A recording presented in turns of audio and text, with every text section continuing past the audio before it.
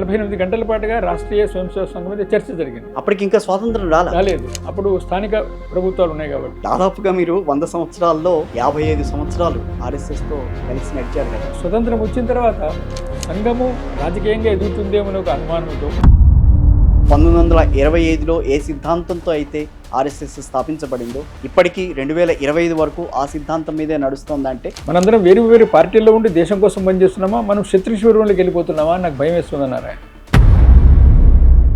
ఒక హిందూవాదమే ఈ ఆర్ఎస్ఎస్లో కనిపిస్తుంది అని అంటారు. మేము ఇంతకుముందు పరిపాలకులము, ఇక్కడ హిందువులు మాకు బానిసలు అనే మనస్తత్వం నుంచి బయటికి రావాలి. రాష్ట్రీయ స్వయం సేవక సంఘ్ అనగానే అది హిందూ ఛాందసవాది, మత ఛాందసవాది, మతం పేరుతో కానీ, భాష పేరుతో కానీ, కులం పేరుతో కానీ పాశ్చాత్య పోకడలు ఈ రోజున సమాజాన్ని కుదిపేస్తున్నాయి. కుటుంబ ప్రబోధన పేరుతో దేశం మొత్తంలో ప్రయత్నం జరుగుతుంది. అదే రకంగా స్వదేశీ అభిమానం కావాలి. ఇప్పుడు చెప్పులు విదేశీ, చొక్కా విదేశీ, ఇంట్లో ఫర్నిచర్ విదేశీ, ఎలక్ట్రికల్ వస్తువులు విదేశీ. ఈ 100 ఏళ్ల ప్రస్థానంలో రాజకీయంగా కొన్ని వివాదాస్పద అంశాల్లో ఆర్ఎస్ఎస్ కూడా వెళ్తూ ఉంటుంది.